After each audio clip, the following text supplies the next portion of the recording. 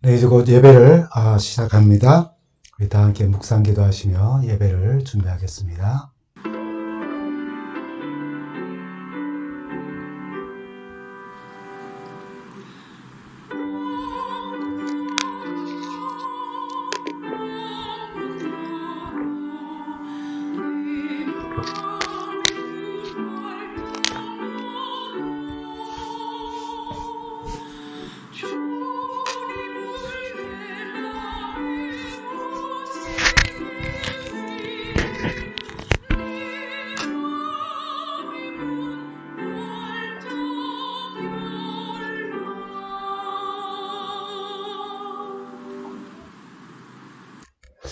성도 여러분, 한 주간 잘 지내셨습니까?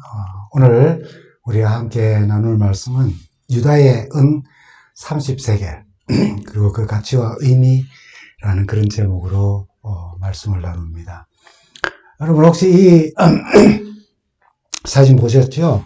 지난 3월 5일에 우리 미국의 국무부 장관인 마코 루비오 장관이 이마에 검은 십자가를 그리고 뉴스에 나와서 우크라이나 전쟁 종식에 대한 트럼프 정부의 입장을 확인하는 그런 장면을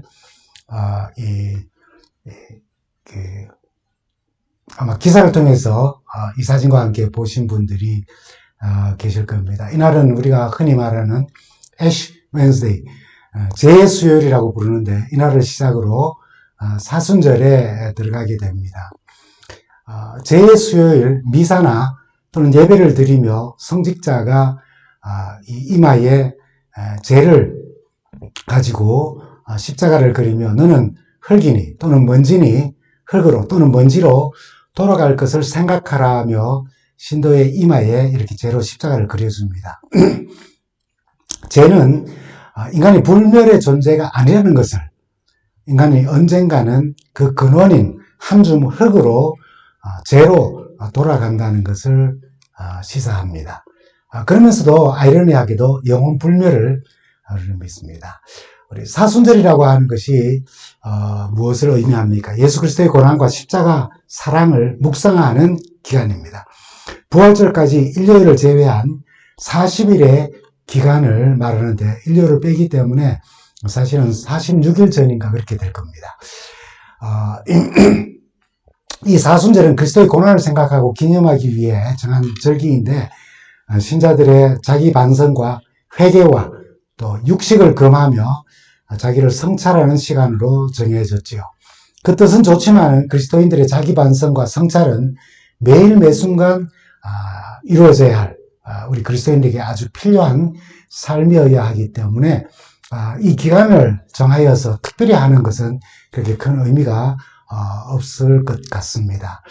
그리고 그 이후에는 성서가 아닌 콘스탄틴 황제 때에 가톨릭의 그 니케아 총회 325년에 이 사순절을 정한 것이 유래가 됩니다. 처음에는 예수님께서 금요일 저녁 오후에 돌아가셔서 무덤에 장사되시고 일요일 아침에 부활하신 그 시간을 40시간이라고 생각을 하고 40시간만 이렇게 예수의 고난을 생각하는 시간으로 정했다가 30일 한 달로 했다가 결국은 이렇게 사순절이라고 하는 제도를 만들어서 콘스탄틴 황제 때에 가톨릭의 니케아 공의회에서 정한 것입니다. 그래서 성서의 유래나 가르침은 아닌 것입니다.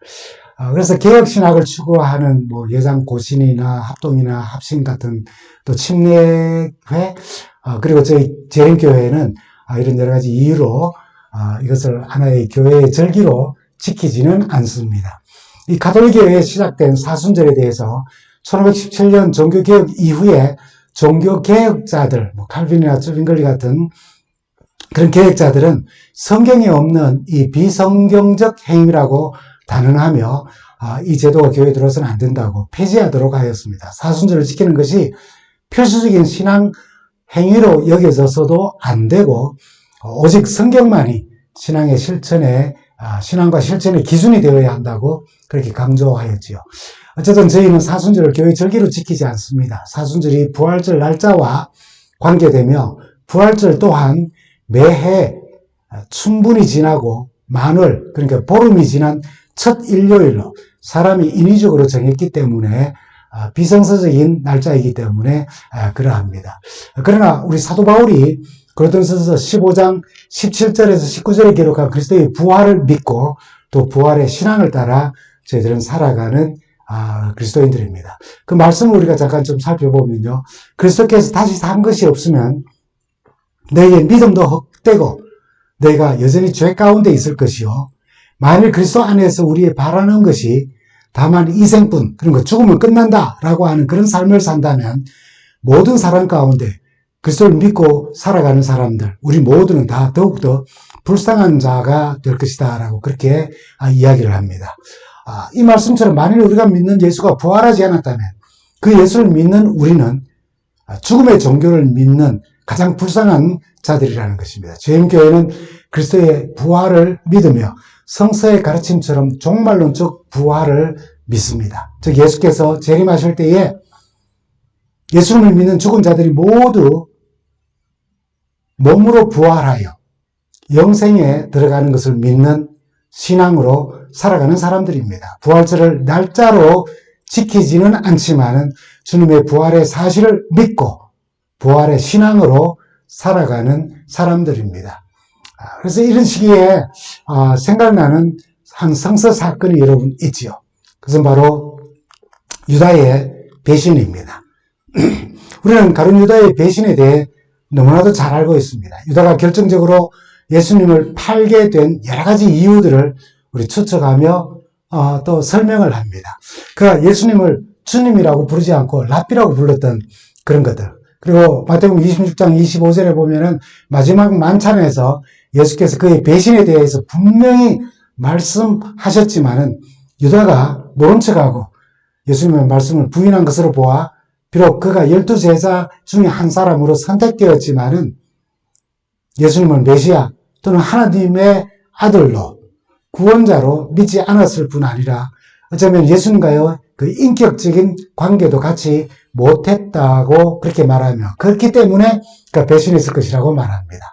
어떤 사람은 재정을 맡은 자로서 요한복음 12장에 나오는 주님께 옥합을 깨뜨려 향유를 부은 그 마리아를 보고 탐욕적인 마음을 드러낸 것처럼 돈에 욕심이 나서 배신하였다거나 우리 시대의 소망에 있는 말씀처럼 사리사욕에 붙잡혀 있었기 때문이라고 그렇게 하기도 하고 또는 그가 열심당원이었기에 예수님께서 예루살렘 입성 이후에도 이스라엘의 왕이 되기를 거부하자 배신감 때문에 이 배신으로 예수께서 위기에 빠지면은 기적을 행하셔서라도 살아나시고 당하지 않으시고 왕이 되시길 기대하는 마음으로 밀고 가였다고 그렇게 말하기도 합니다.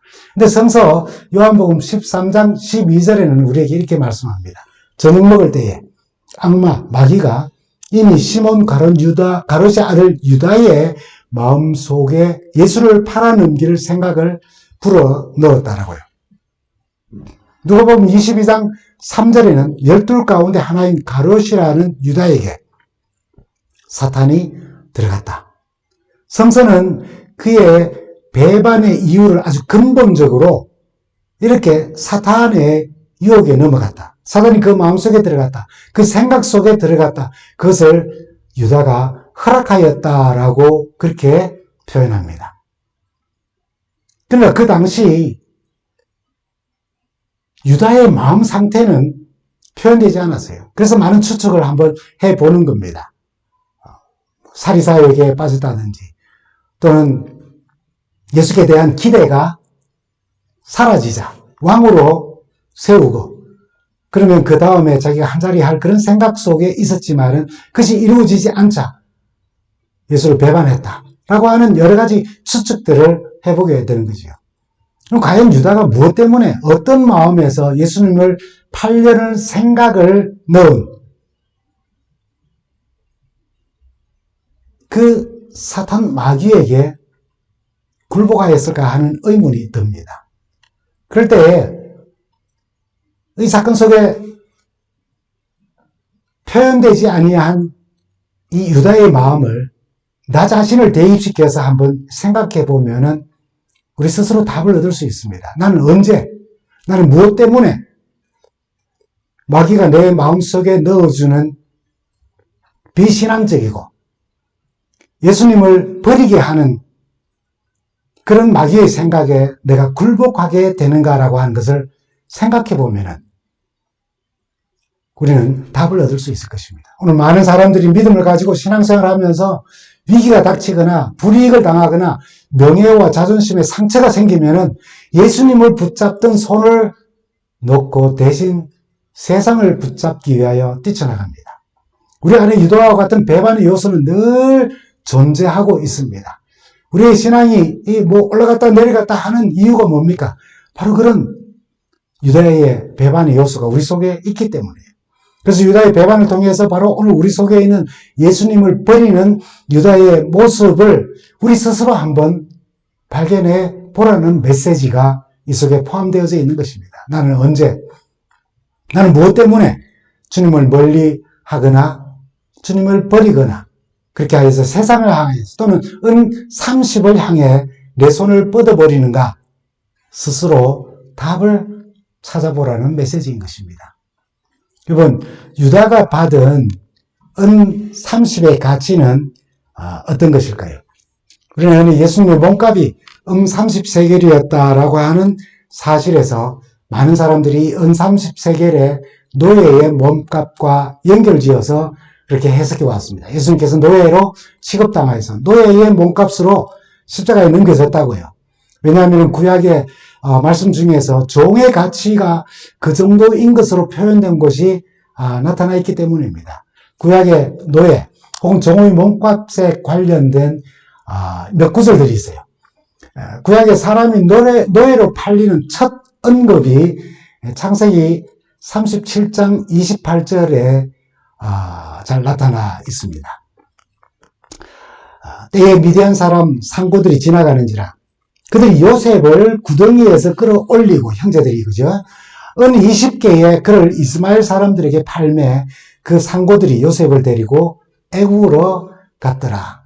이 장면은 요셉이 은 20세겔에 이스마엘 사람들에게 팔리는 그런 장면입니다. 이 요셉의 이야기는 많은 점에서 예수님의 이야기와 유사성을 갖습니다. 형제들에 의해 팔려가서 고난을 당하지만 오히려 형제들을 구원하는 요셉의 이야기입니다. 그렇기 때문에 은 20에 노예로 팔려가는 요셉의 모습에서 유다에게 은 30에 팔린 예수님, 그러나 인류에 자신을 팔아버린 십자가에 못 박은 그 인류의 구원자로 오셔서 우리를 구원하시는 주님의 모습을 우리는 보게 되는 것입니다. 그래서 요셉의 삶에서 주님의 삶을 봅니다. 그래서 요셉은 은 20에 팔렸습니다. 노예의 가치와 관련된 다음 기록은 출애굽기 21장 32절에 잘 나타나 있습니다.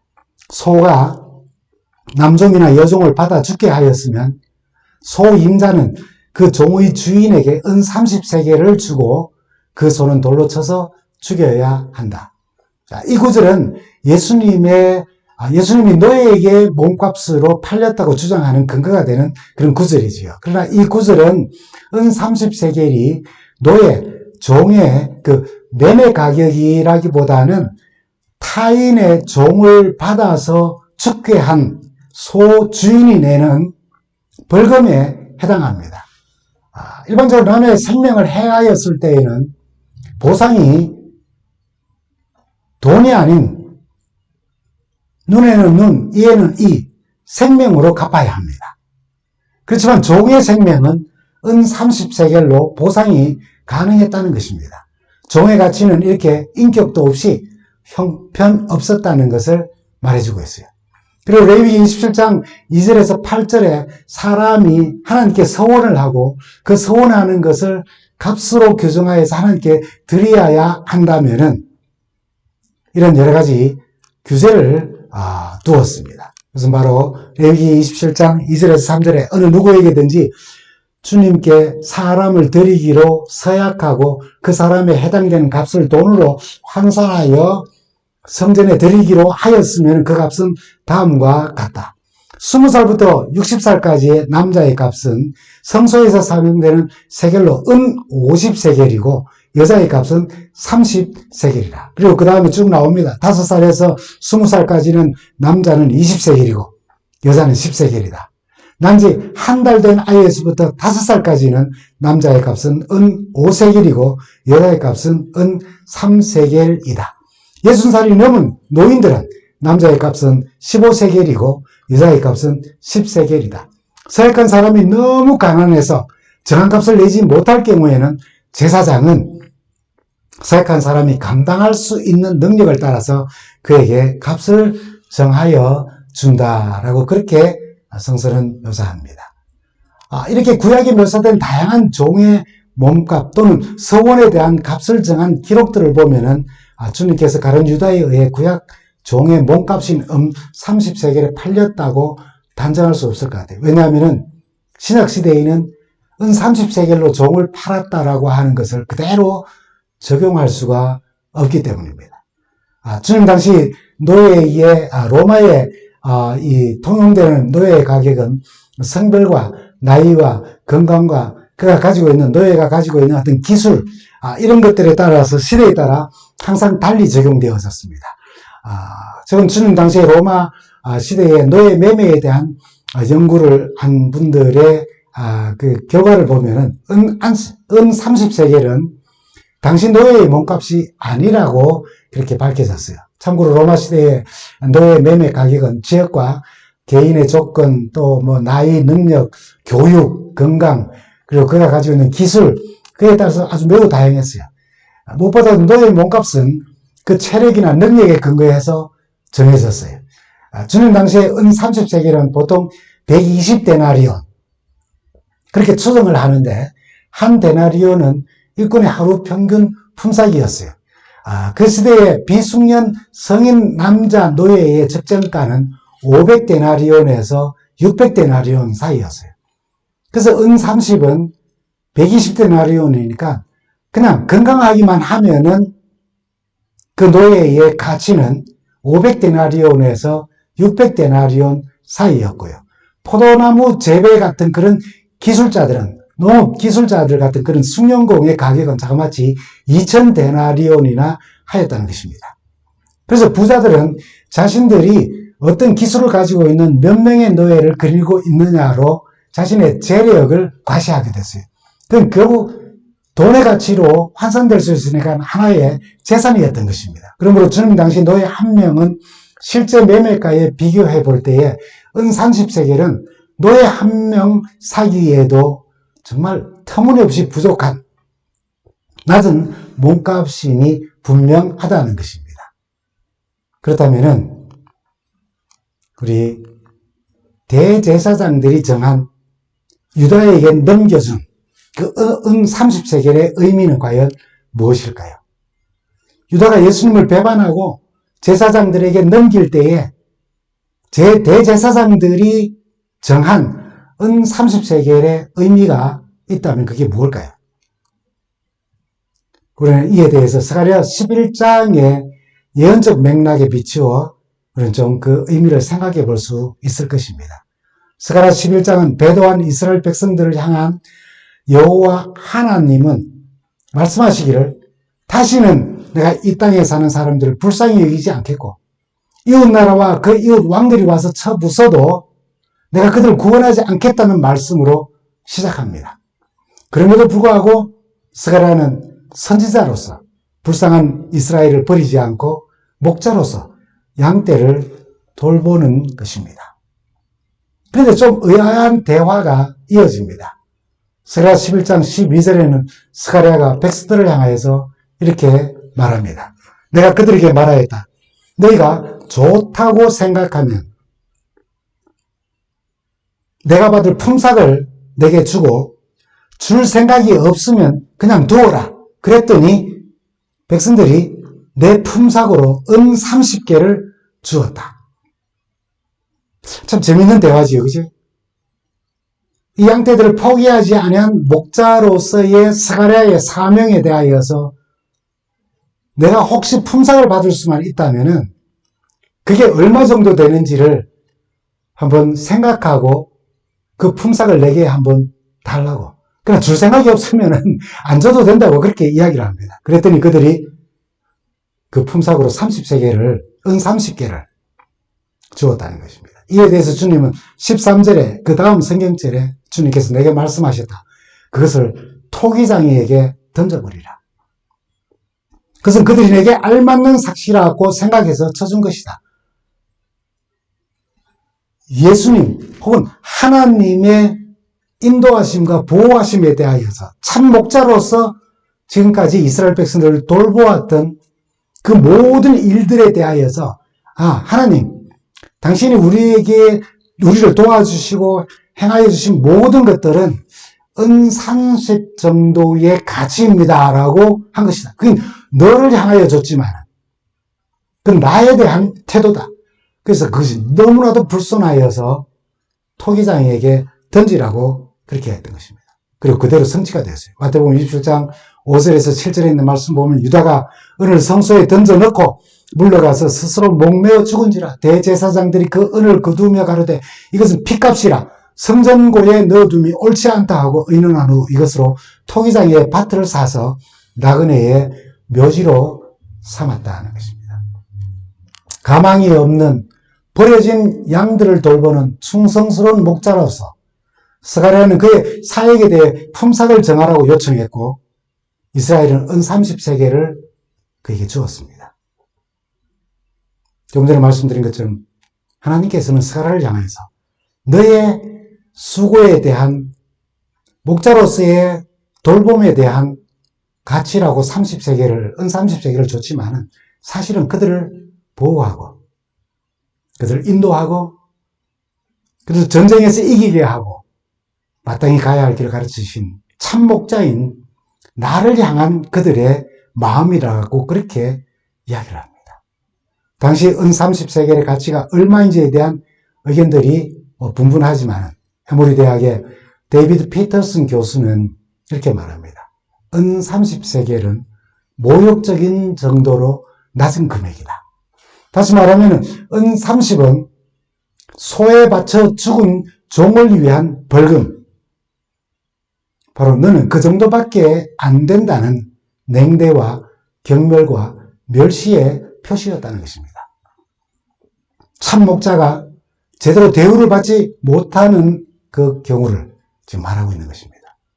은 30은 예수님을 판값으로 말하자면 너무나 황당한 푼돈에 가까운 금액입니다. 당시 종교 지도자의 표현을 빌리면 사도행 중에 24장 5절에 이 예수님에 대하여서 나사렛 이단이라고 그렇게 했어요. 눈에 가시 같은 나사렛 예수를 잡아 죽이려, 그 이단의 괴수를 잡아 죽이려고 계략을 꾸미고 있던 그들이 예수를 처리하기 위해 그를 체포할 위치를 밀고 하고 또 체포하는데 그 주역을 담당한 핵심 내부 밀고자인 유다에게 보상금 금액치고는 정말 터무니없이 작지 않습니까? 말씀드린 것처럼 대제사장들이 정한 이 은 30은 출애굽기 21장에 나오는 소가 남종이나 여종을 받아서 그들이 죽음에 처하게 되면 그 소의 임자가 은 30세겔을 그 상전에게 줘야 하는 보상금일 뿐이었어요. 그 보상금과 비교한다면은 예수님을 소에 바쳐 죽은 종 그 이상의 어떤 존재 가치도 없는 분으로 대제사장들이 여겼다는 것입니다. 대제사장들은 예수가 얼마나 미웠으면 예수를 노예 정도의 하찮은 존재로 취급하고 그 이하로 멸시했다는 사실을 여기 잘 나타내 주는 것입니다. 그것을 받은 유다는 또한 어떻습니까? 예수를 그 가격에 그가 은 30세겔을 받고 아무 생각이 들지 않았을까요? 그렇다면 유다도 똑같이 대제사장들과 똑같은 마음으로 예수를 대하고 있었다는 것입니다. 유다가 예수님을 넘기는 값으로 받은 은 30원. 스가랴의 예언적 사건에 비추어 예수님이 진정한 목자이심에도 유대 종교 지도자와 백성들과 제자 중 한 사람에게까지 그렇게 배척을 당하며 모욕적일 정도로 낮은 임금, 가치라는 그 의미를 통하여 인류를 위한 구세주심에도 불구하고 냉대와 경멸을 당하셨다는 사실을 보여주는 바로 은30인 것입니다. 그냥 단순히 노예의 값으로 예수님이 떠넘겨졌다. 아니, 그것보다 훨씬 깊은 의미와 뜻이 있는 것입니다. 가룟 유다의 배반으로 대제사장들이 정한 예수님의 죽음의 값은, 그 은30은 스가랴의 예언을 통해서 봄으로써 우리에게 더 깊은 의미를 알게 하고 더 깊은 우리의 모습을 성찰하게 하는 것입니다. 다시 말씀드립니다. 은30에 신학적 의미가 있습니다. 1세기의 실제 노예의 매매 가격보다도 예수님을 소에게 바쳐 죽은 남종이나 여종, 그 이상의 존재 가치도 없는 분으로 여겼다는 것입니다. 은30은 냉대와 경멸을 받는 그런 목자의 모습을 상징적으로 나타내는 액수였어요. 그렇게 주님은 십자가의 길을 가셨습니다. 옷벗김을 당하시고 가시면류관을 쓰시고 채찍과 침뱉음을 받고 뺨을 맞으며 모욕을 당하시면서도 십자가의 길을 가셨습니다. 예수님의 존귀하심을 감히 은30세겔로 결정하며 냉대와 경멸과 모욕을 한 것입니다. 그러나 예수님은 십자가 희생으로 결국 우리를 구원하셨습니다. 그리고 우리에게 이렇게 물으십니다. 마태복음 21장 42절에 있는 말씀입니다. 너희는 성경에서 이런 말씀을 읽어본 일이 없느냐? 집 짓는 사람이 버린 돌이 집 모퉁이의 머릿돌이 되었다. 이것은 주님께서 하신 일이요, 우리 눈에는 놀라운 일이다라고요. 시편 118편 22절과 23절을 인용하면서 이 말씀을 우리 주님은 주시며 우리에게 이렇게 물으시는 것입니다. 너희는 집 짓는 사람이 버린 돌이 집 모퉁이의 머릿돌이 되었다는 이 말씀, 이 성경 말씀을 읽어본 일이 있느냐? 이 말씀을 들어본 적이 있느냐? 이 말씀을 읽고 깨닫고 있느냐라고 그렇게 물으십니다. 죄된 인간이 무가치하게 만들어버렸던 예수 그리스도, 그분을 통하여서 오히려 하나님의 위대한 구원 계획이 이루어졌고 우리는 그의 아들, 딸로서 오늘 이 세상을 소망 가운데 살아가고 있는 것입니다. 죄된 인간이 무고치하게 만들어버렸던 예수님을 통해서 하나님의 위대한 구원 계획이 이루어졌다는 사실을 기억하면서 그것을 기억할 때마다 은30이라고 하는 것을 우리가 생각할 때마다 우리의 가치관 그리고 우리의 우선순위를 새롭게 하도록 주님은 우리에게 메시지를 던지고 계십니다. 오늘날 주님을 믿고 신앙생활을 하는 우리 그리스도인들, 복음과 예배와 봉사와 섬김과 공동체의 중요성을 본질적으로 참 귀한데도 그것을 사소하게 여기고 세상의 은30세계를 얻기 위하여서 믿음을 저버릴 위험이 있다는 사실을 이 은30이라는 숫자와 대제사장들의 마음과 그리고 그것을 받은 유다의 마음을 통하여서 우리에게 경고하고 계시는 것입니다. 주님 재림을 기다리며 곧 하늘에 갈 우리가 이 시점에 진정으로 소중하고 거룩한 가치를 과소평가하고 있지는 않는지 자기 성찰의 기회를 제공하는 것입니다. 소에 바쳐서 죽은 종의 배상금 수준의 은30세계를 얻기 위하여 주님을 배반하기도 하는 나를 소중히 여기셔서 주의 자녀 삼아주신 것 또한 참 감사하며 그렇게 살아가기를 간절히 바랍니다. 주의 자녀로서 이 세상의 기준과 가치관으로 판단하지 않게 하시고 우리의 눈에는 소중하지 않게 보이는 신앙생활의 여러 요소들, 그것이 있어요. 말로는 중요하다고 말하지만은 행동하지 않는 신앙 요소들이 있을 수 있어요. 조금 전에 말씀드린 것처럼 주님 사랑으로 이웃의 복음을 나누는 일. 그건 아무런 부담도 느끼지 않고 안 해도 된다고 생각할 수 있습니다. 함께 드리는 예배와 기도 생활. 타성에 젖어 있을 수 있습니다. 공동체를 세우는 봉사와 서로 섬기는 일들. 여러 가지 이유로 하지 않을 수 있어요. 참 중요한 신앙 요소들이지만은 그래서 우리는 은30처럼 여길 수도 있다는 것입니다. 절대로 이것들을 가볍게 여기지 않도록 은30은 우리로 하여금 깨어 있으라고 메시지를 던집니다.